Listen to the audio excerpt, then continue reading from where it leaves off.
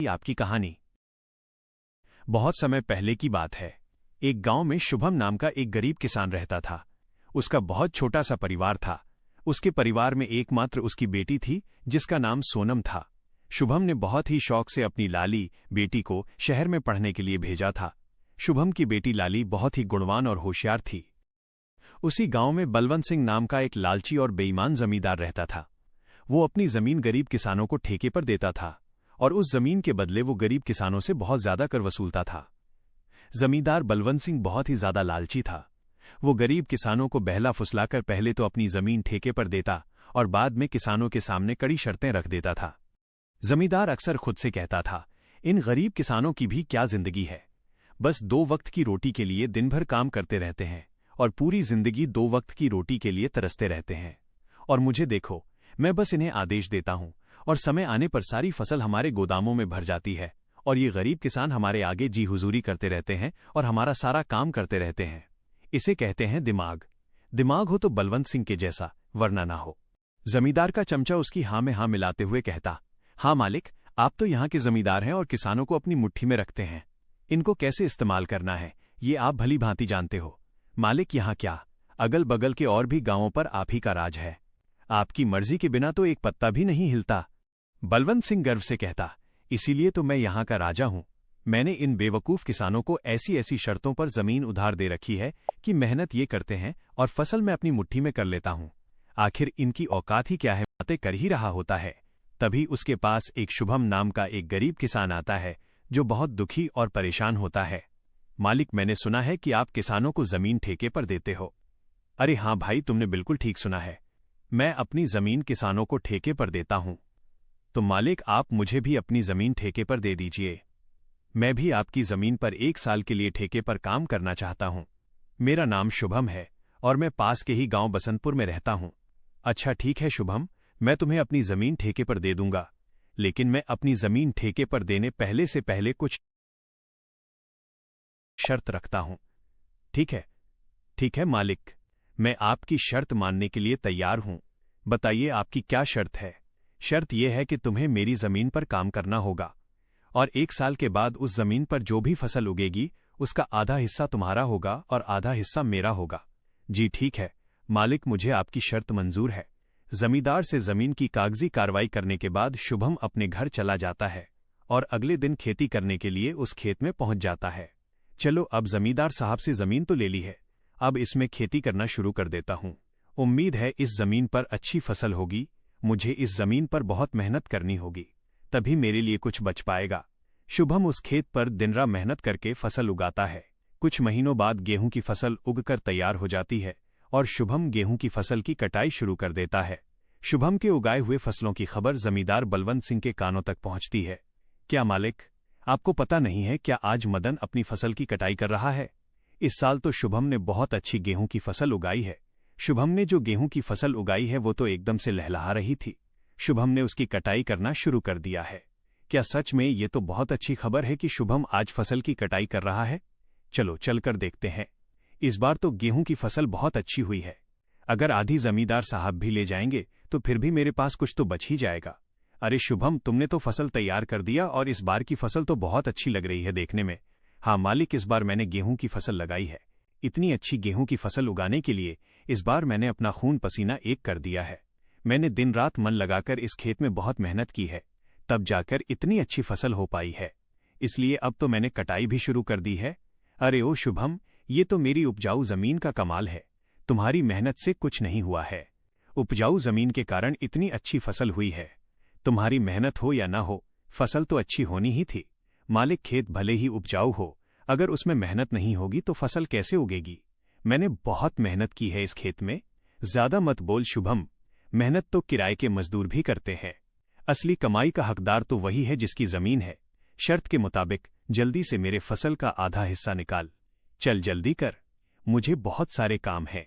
मुझे वापस भी जाना है।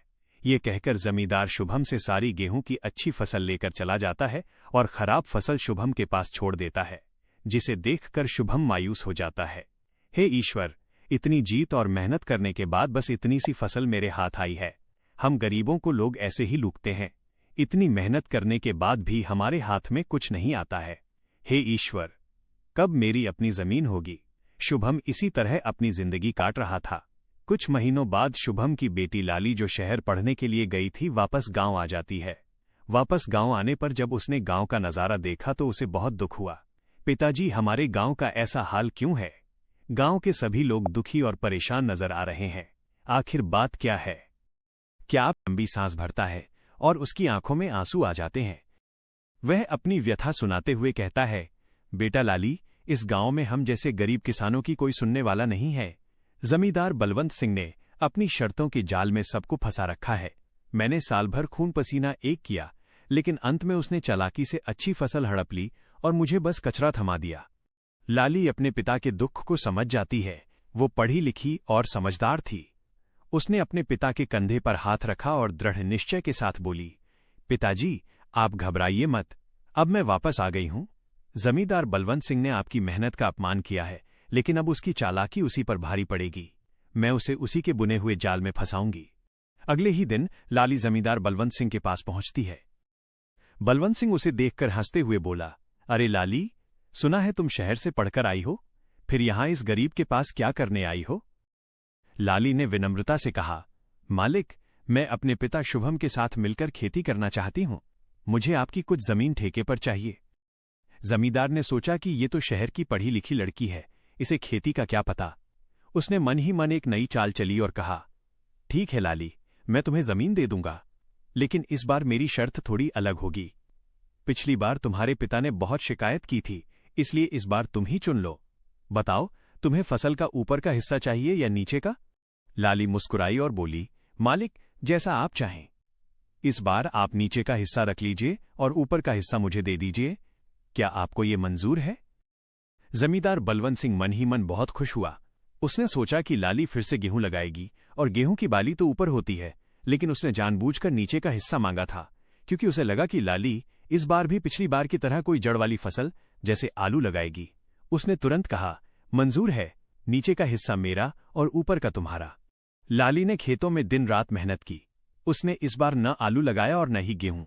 उसने खेत में धान चावल की फसल लगाई। जब फसल तैयार हुई तो जमींदार बलवंत सिंह अपने नौकर के साथ बड़ी शान से खेत पर पहुंचा। उसने देखा कि पूरा खेत सुनहरे धान से लहलहा रहा है। बलवंत सिंह चिल्लाकर बोला, लाली, फसल कट गई है, लाओ मेरा हिस्सा मुझे दो। शर्त याद है ना? नीचे का हिस्सा मेरा है। लाली ने मुस्कुराते हुए कहा, जी मालिक, बिल्कुल याद है। शर्त के मुताबिक नीचे का हिस्सा यानी जड़ें और डंठल आपके हुए, और ऊपर का हिस्सा यानी धान के सुनहरे दाने मेरे हुए। जमींदार सन्न रह गया। धान की फसल में सारा अनाज ऊपर होता है और नीचे केवल बेकार घास फूस और जड़ें बचती हैं। वो चाहकर भी कुछ नहीं बोल सका, क्योंकि शर्त उसने खुद तय की थी। शुभम अपनी बेटी की इस चतुराई को देखकर बहुत खुश हुआ। पहली बार उसके घर में अनाज का ढेर लगा था और लालची जमींदार को खाली हाथ वापस जाना पड़ा। जमींदार बलवंत सिंह अपनी हार से बुरी तरह तिलमिला गया था। उसने मन ही मन ठान लिया कि इस बार वो लाली और शुभम को ऐसा सबक सिखाएगा कि वे उम्र भर याद रखेंगे। कुछ दिनों बाद जब अगली फसल का समय आया, लाली फिर से जमींदार के पास पहुंची। बलवंत सिंह ने कुटिलता से मुस्कुराते हुए कहा, आओ लाली, इस बार तो तुमने मुझे खूब छकाया, लेकिन इस बार मेरी शर्त पत्थर की लकीर होगी। अगर तुम्हें मंजूर हो तभी जमीन मिलेगी। लाली ने शांत भाव से पूछा, बताइए मालिक, इस बार आपकी क्या शर्त है? जमींदार ने सोचा कि पिछली बार ऊपर का हिस्सा लिया तो इसने आलू लगा दिया, और जब मैंने नीचे का हिस्सा मांगा तो इसने धान लगा दिया।